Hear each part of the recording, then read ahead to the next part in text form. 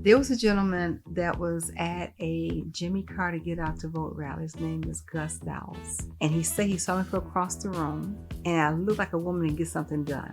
He approached me and asked me if I wanted to make $50,000 a year. That was his opening line to me.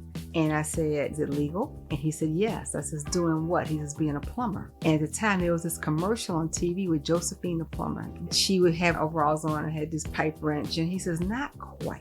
And it was a 5-year apprenticeship. It was grueling and it was challenging. But I've learned to say that the harder they were on me, the better I became and the stronger I became. And I told him, it must be something awfully damn good here you all don't want me to find out about. I'm going to stick around just to piss you off.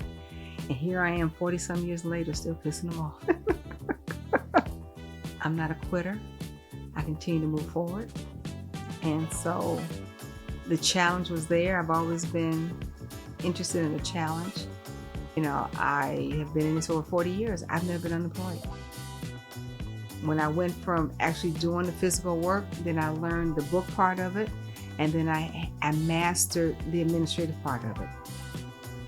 It reminds me of what I've been doing for the last 40-some years. It was an industry that didn't want me. You know, it was the negativity, and I had to prove myself, and I did it by hustling. I did it by showing up early. I did it by showing up every day. I did it by being any task I was given. I hustled to get it done, and I made sure I did it right. I could not make any mistakes because I kind of felt there was somebody looking over my shoulder, waiting. So I had to make sure everything I did it correctly. I dotted my I's and I crossed my T's, and that's my motto. That's what I still do.